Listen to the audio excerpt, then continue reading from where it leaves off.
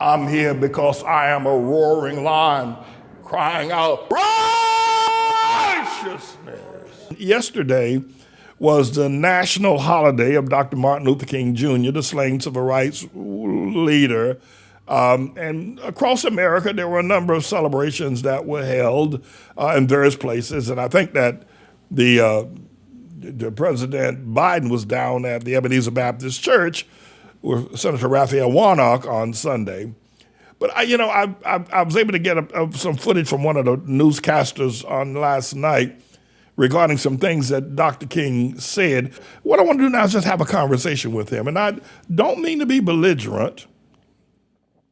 However, I don't mean to let someone get away with such a gross, if you will, misdirection on a people that he hasn't really helped at all.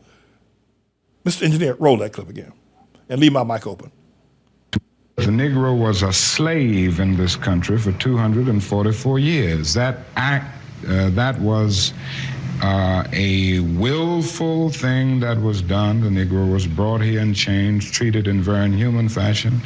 And this now, pardon me, at this point, he could simply point to the Bible and say first that the Jews were slaves in Egypt for 400 years because the Bible says that they were ill-treated.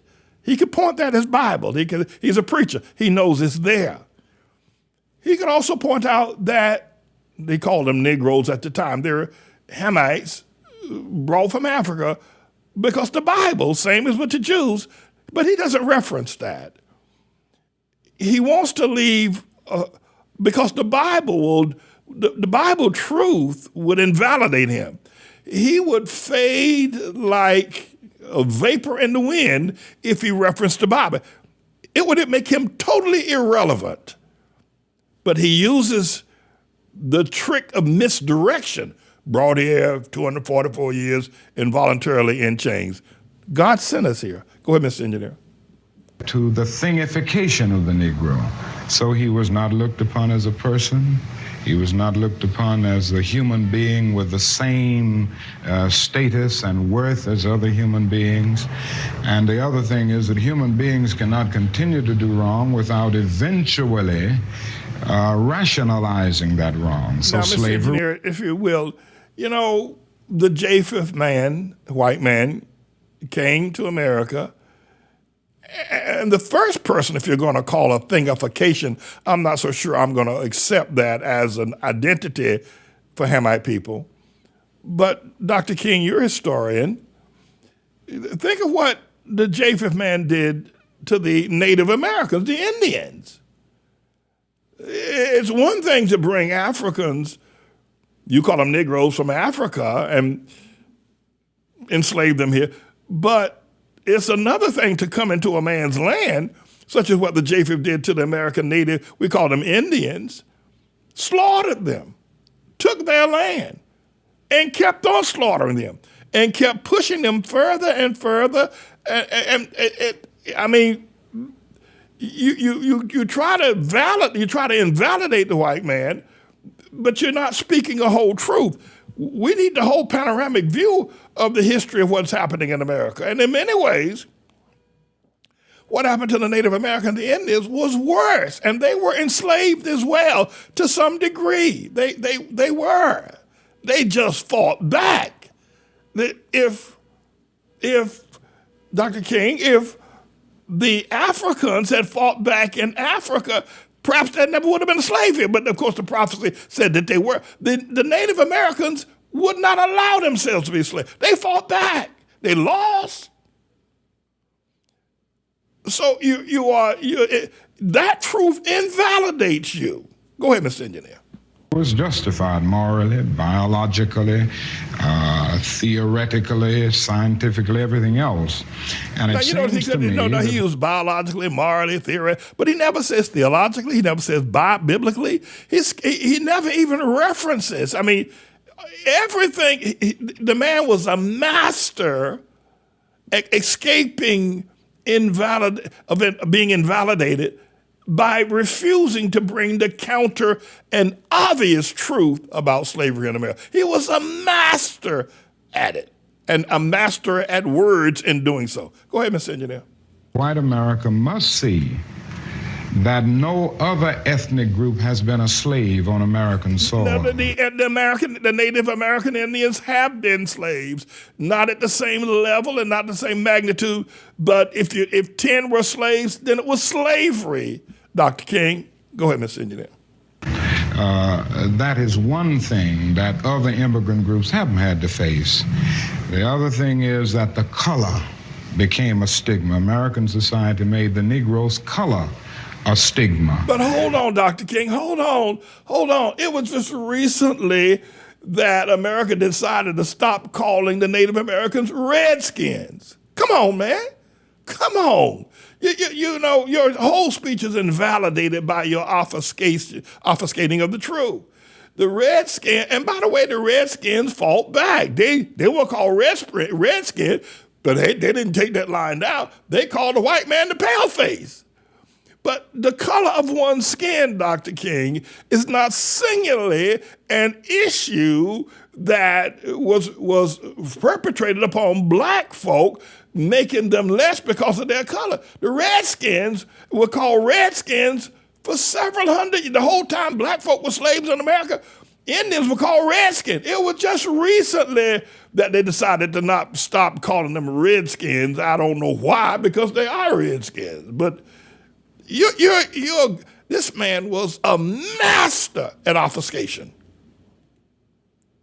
And that can never be overlooked. So I think these things are absolutely necessary. The other thing is that America freed the slaves in 1863 through the Emancipation Proclamation of Abraham Lincoln, but gave the slaves no land or nothing in reality, and as a matter of fact, to get started on. At the same time, that's not true. That's not true, Dr. King. That's not true. Couple things. One is, after President Lincoln, Andrew Johnson became president, and Jackson rather became president, and he is most notorious for the Redskins or the Indians suffering through what is known as the Trail of Tears, where they were shifted from their lands in the South, in Oklahoma and in Texas, and was sent out west to the freezing colds of Wyoming and Montana, where they finally settled out there, and many died on that Trail of Tears,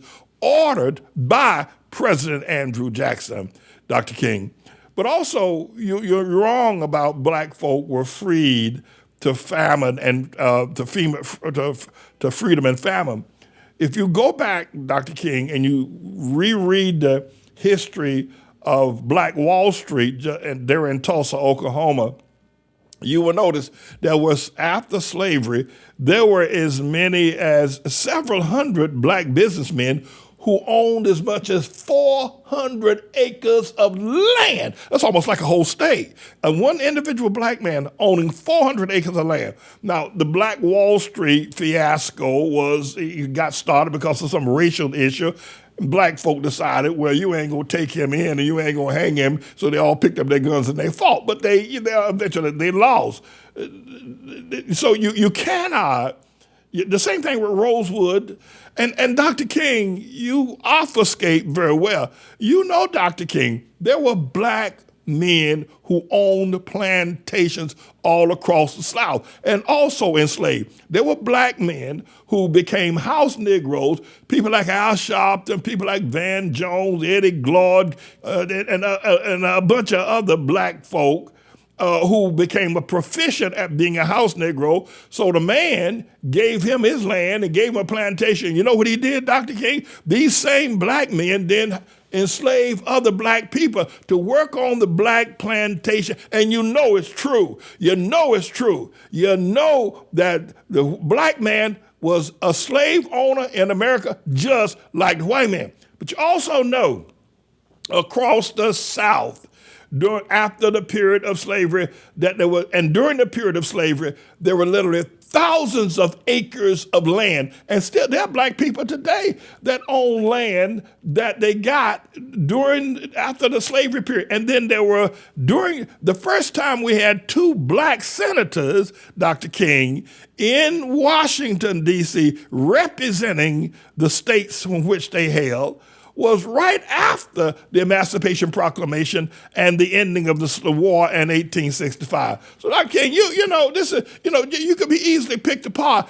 Why people worship you is beyond, because you don't speak the truth. You don't speak the truth. You don't speak on behalf of the Bible. You don't undergird what you say as the word of God, as what God has said. You obfuscate and you ignore people like the Redskins. You ignore the Indians. You ignore the superficial house Negroes, people like Al Sharpton, people like, if you will, Sylvester Houston down there in Houston, people like the mayor here, Pharaoh Eric Allen. These are professional house Negroes. People like Tom Bradley. People like Andrew Young. These are all house Negroes that the white man gave them their plantation. They had slaves.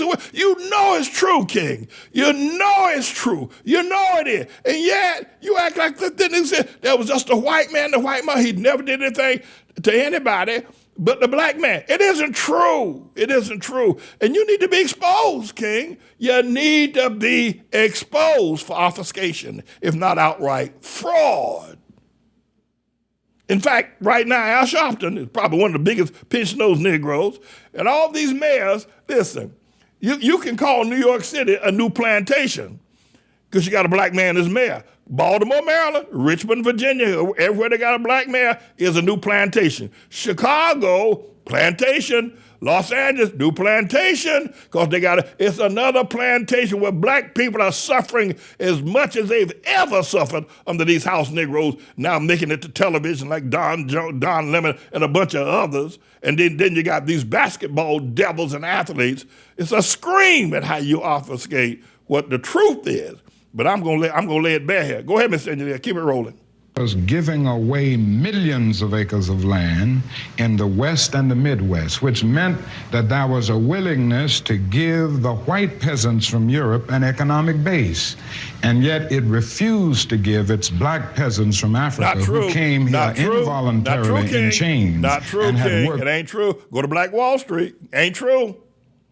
Free for 244 years, any kind of economic base. And so emancipation for the Negro was really freedom to hunger. It was freedom to the winds and rains of heaven. It was freedom without food to eat or land to cultivate. Not true, King. Not true, King. And King, you know historically that many, your so-called Negroes, that's what you call them, the Hamites, many Negroes, even after many Negroes fought in the Union forces with Ulysses Grant and Abraham Lincoln, they fought against slavery. But you have to also know, Dr. King, many of your so-called Negroes, even after the war had been won by the North, many Negroes decided they didn't want to leave the plantation. They didn't want to be free. They wanted to stay with their masters on the plantation. There was food. They figured they were treated good. They looked at the circumstances and said, we're not going. We're going to stay here and work the boss man's work. You know it's true. You know it's true, Dr. King. You got to come on now. You got to stop obfuscating. We know the truth. We know the history. And we're going to expose you. We're going to expose you. Go ahead, Mr. Engineer. Freedom and famine at the same time. And when white Americans tell the Negro to lift himself by his own bootstraps, they don't look over the legacy of slavery and segregation. Whoa, Dr. King. Do you ever hear of a man by the name of Booker T. Washington? Sure you have. Here in the Tuskegee Institute, set up an institute down there in Alabama, set up an institute where the students would learn science, they'd learn math, they'd learn chemistry, but they'd also go out there in the field and learn how to plant potatoes, crop tobacco, pick cotton, and they'd learn how to do both aspects. But Dr. King, a man far greater than you could never untie the shoes of Booker T. Washington. Booker T. Washington's great book, Up from Slavery, told of a ship lost at sea for many days. And because they'd been lost at sea, had no rations, had no water, and finally the ship drifted into the mouth of the Mississippi River. Now, this is Booker T. Washington, a great man, and a Negro, if you will, during the slavery period, coming right out of him. Booker T. Washington wrote that the ship had drifted into the mouth of the Mississippi River. So the sailors on that ship that had been lost at sea began to send signals to another ship. They saw water. They said, water, we die of thirst. Water, water, we die of thirst. And the ship sent back a message to the ship that had been drifting at sea, said, let down your buckets where you are. Let down your buckets where you are. They were in the mouth of the Mississippi River, which was fresh water. They thought they were still out at sea where there was salt water.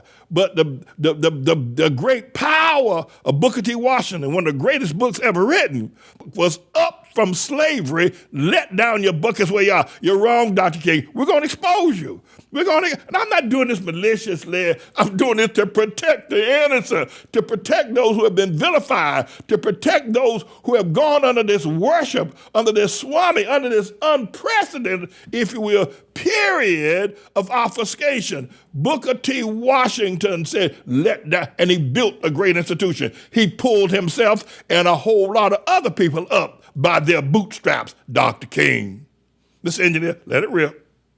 I believe we ought to do all we can and seek to lift ourselves by our own bootstraps. But it's a cruel jest to say to a bootless man that he ought to lift himself by his own bootstraps. And many Negroes, by the thousands and millions, have been left bootless as a result of all of these years of oppression and as a result of a society that deliberately made his color a stigma and something worthless and degrading. As Jimmy Baldwin said on one occasion, what advantage is there in being integrated into a burning house?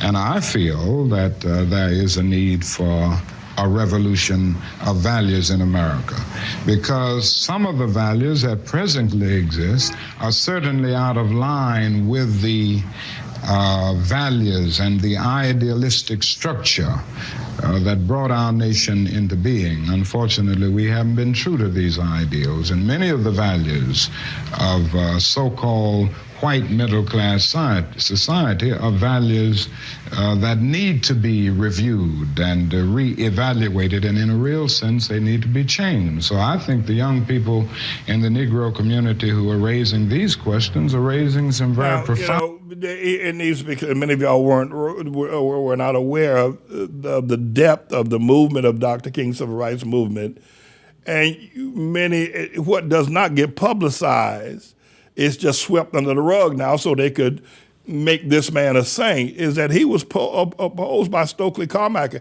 He was vehemently opposed by a young up-and-coming leader named Stokely Carmichael, and another one named H. Rap Brown, and then, of course, we won't go all the way to the left with the Black Panthers, or with Malcolm X for that matter. Malcolm X was laughing at Dr. King talking about turning the other cheek, and the Nation of Islam.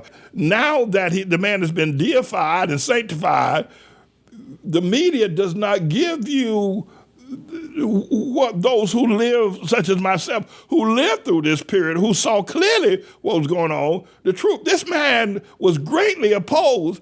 H. Rap Brown, burn, baby, burn. Stokely Carmichael, Black Power, was in opposition to what King was doing, and had many leaders, and followers rather.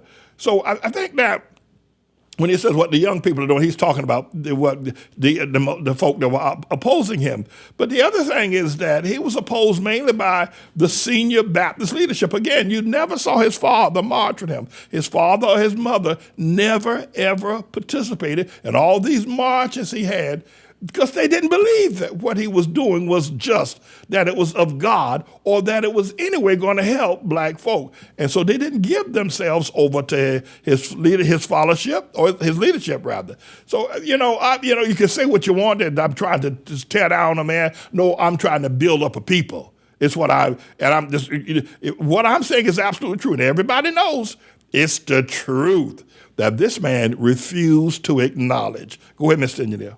questions about our total society. In other words, they are saying that there must be a restructuring of the architecture of our society where values are concerned. And with this, I would agree with. So in the quest for integration, I think we can offer our whole nation something, because there are three evils in our nation. It's not only racism, but economic exploitation of poverty would be one, and then militarism. And I think in a sense, and in a very real sense, these three are tied inextricably together, and we aren't going to get rid of one without getting rid of the other. When you stood on the Lincoln Memorial that day in August '63, and you said, "I had a dream," did that dream envision that you could see a war in Asia preventing the federal government doing for the Negroes, preventing the society doing for the Negroes that which you think had to be done?